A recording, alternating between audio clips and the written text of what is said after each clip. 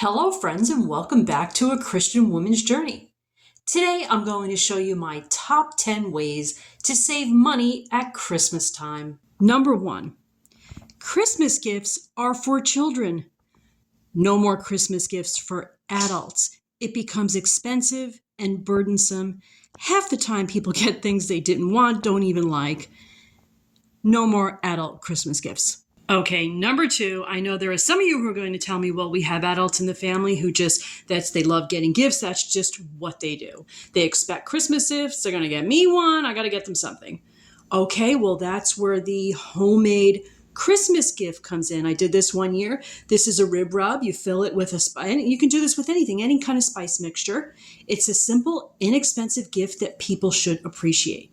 Okay, and if you have someone who doesn't think that kind of a gift is good enough, all right, that's not on you. It's the gift that counts, the thought that counts. That's bad manners on their part if they don't appreciate a homemade, simple gift. Don't get caught up in that. Number 3, when it comes to gifts for your children, guys, don't overdo it. Do not ever feel compelled in that direction. One of the things that I used to tell my own children is that Jesus Christ only got 3 gifts. You cannot expect tons of gifts under the tree.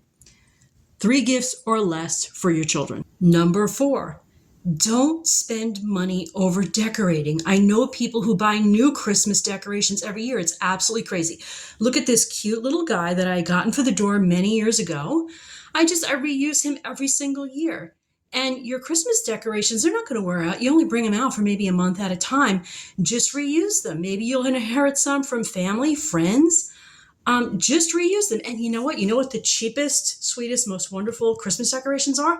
I'm going to show you something that I saved from a long time ago.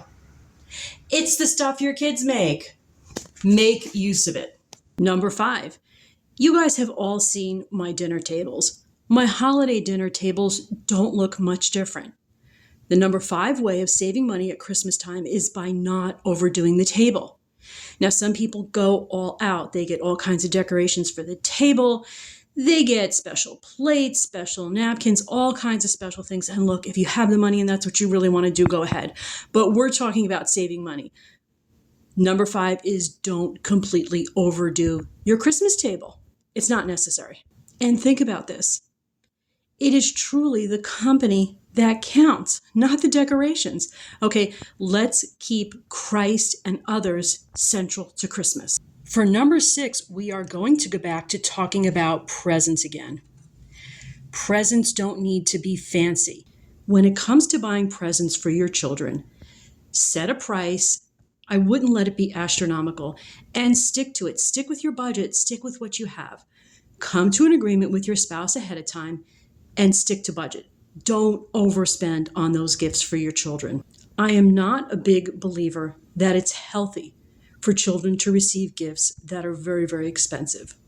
Give them something small that they'll enjoy. Savings number 7, don't overspend on dinner. Even many popular ethnic dishes don't cost much. Pasta, pierogi, rice and beans, potatoes. Don't try to impress others with what you don't have. Number 8, don't buy a new outfit. Don't even buy new outfits for the kids.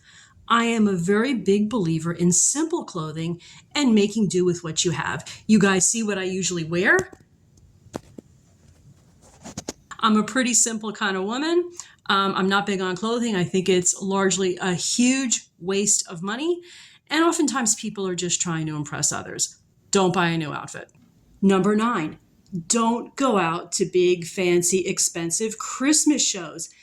Get yourself some movies about Jesus or about the Bible. Recycle them every year. We love this as kids when these used to actually come on TV. Shows like this don't really come on TV much anymore. You got to buy them for your home. Just simply watch these. Again, keep Christ in Christmas. No going to fancy Christmas shows. And number 10, for those of you who do stocking stuffers, here's a little stocking that we hang on the tree. Use the dollar store. Again, don't get anything fancy. It's not worth it. It doesn't make sense to spend all that money. Just a cute little remembrance. And this here is my husband's stocking. Let's say I have a big stocking like this. I'm sure a lot of you have family stories just like I do. When my grandma was a little girl, she had stories about what she would wake up on Christmas morning and find in her stocking. in the bottom, in that little toe there'd be a huge lump of coal. And she and her family members would be so thrilled that they would have some pieces of fruit in their stockings. That was considered a real treat, a real gift. Guys, keep it simple. So I hope those 10 ideas are really helpful. If you have helpful ideas, feel free to leave some of your own. You know, as I'm doing this video, I'm noticing a theme. When we keep Christ in Christmas, that's not when we try to outdo ourselves. That's not when it becomes very, very expensive. When it becomes expensive is when we make it like a secular Christmas.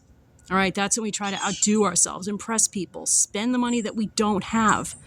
All right, and that is really a satanic trap. Don't fall into that trap. That trap is based on pride. Who are you trying to impress, right? Don't try to impress anyone. Just try to keep Christ in Christmas. Okay, so I'm going to sign off for now. God bless, friends. We will chat again soon.